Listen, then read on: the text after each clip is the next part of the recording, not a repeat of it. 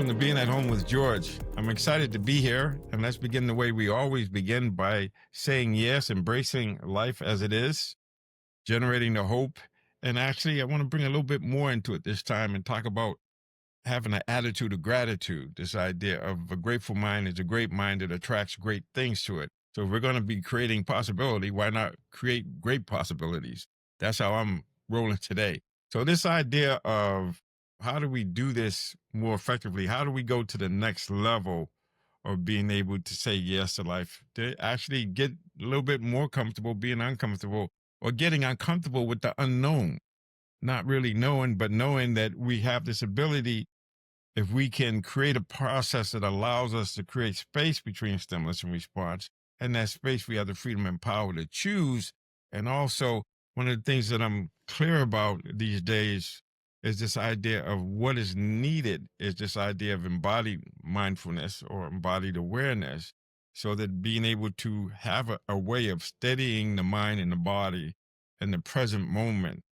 And this idea of embodied awareness and embodied mindfulness is just being aware of whatever posture you're in. And it's this idea of being aware with bare awareness of just the body, whatever posture it's in, and being able to have that felt sense. In this case, I'm sitting, to having a felt sense of sitting, and at the same time being aware of breathing in and breathing out.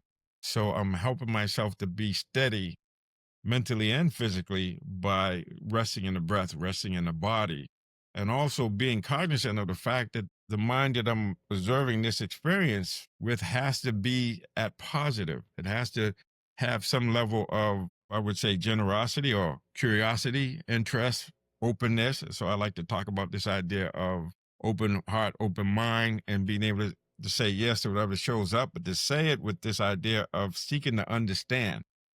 And so this idea of embodied awareness is being aware on a bare sensation of sitting and breathing and knowing it, but also realizing when there's fear, doubt, or insecurity, or fear or desire, this idea of being in the body, being present, regardless of any fear or desire, likes or dislikes, or even this idea of me having to do something through word, thought, or deed, and just allowing things to be as they are, so that I can allow the experience to speak to me in its own language. And it creates not only space, but it creates this ability of being able to get more clarity. And when you're clear, when I'm clear, the action that I engage in, whether it's word, thought, or deed, or just thinking about it, is going to be clear.